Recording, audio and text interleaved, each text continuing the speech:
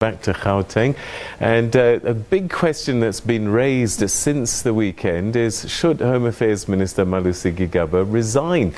This is the question that has been the topic of discussion in the country by some, actually, since the explicit video of Minister Gigaba emerged on social media over the weekend.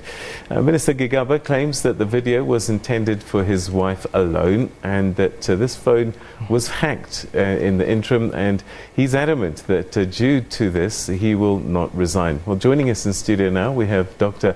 Mazwe Majola, who is involved with the University of Pretoria, the Gordon Institute of Business Science, GIBS, lecturing in leadership management and strategy, will help us unpack some of the issues at play in this particular issue.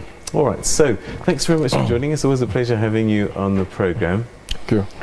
Leadership is a difficult thing because people want to look up to their leaders, respect them, etc., etc. That's in the workplace. They also have private lives. And it seems as if in this particular case, the private life has collided with his work life. Is that fair? Should he resign? That's the cost of leadership.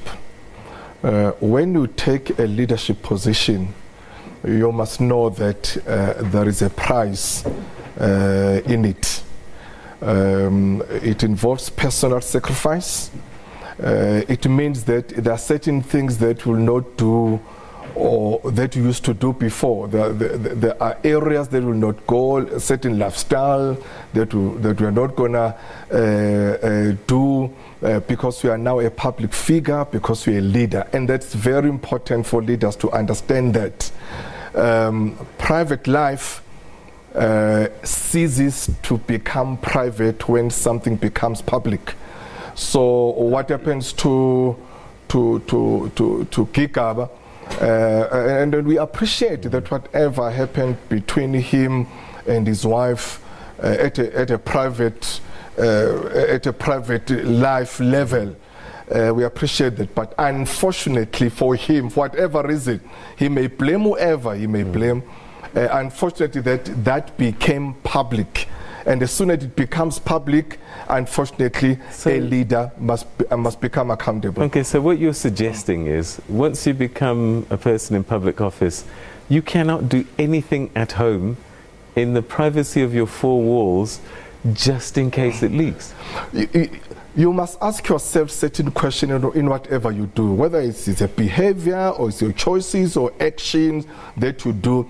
If my behavior or my action were to appear in front line of the national newspaper tomorrow, how would I feel? Will that be negatively or positively for myself? How will that impact me and other people that are close to me? So each and every time as a leader, you must always ask yourself those questions. It's not an unfair standard, though, you know. That is why we're a leader. That's why I'm saying, unfortunately, it comes with a price. We are no more an ordinary person. As soon as you're a leader, there is a price in it. You are no more just an ordinary person. So you've got to know that in whatever you do, it's on the public, what you call spotlight. So quoting one politician who said that we have small nyana skeletons in the closet, and if they all come out, all hell will break loose.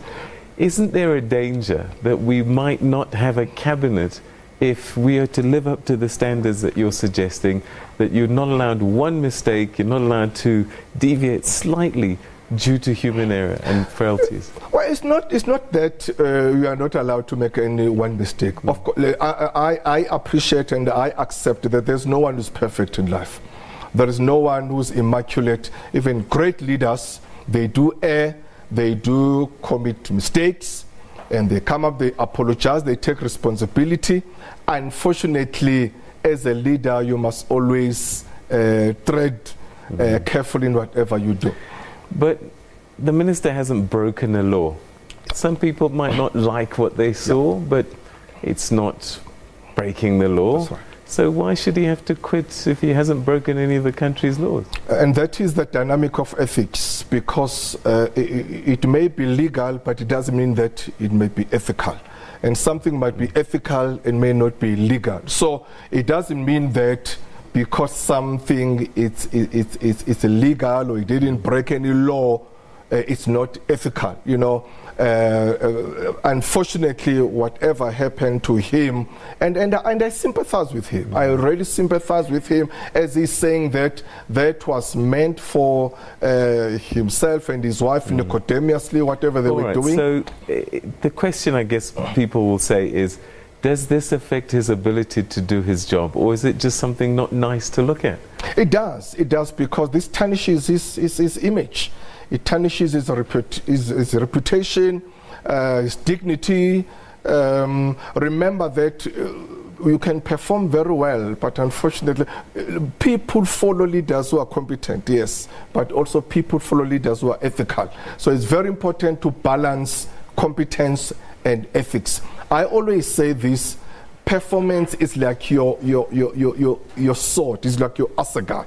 It's something there to attack with. You attack with your performance, you attack with your competence, and your ethics or your values are your shield.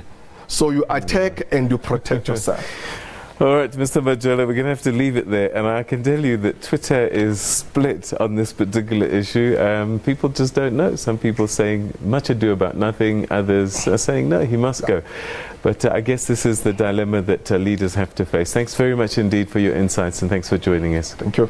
All right, and that's where we're going to leave it for your story for today. Thanks very much for tuning in. Have a great evening, everybody.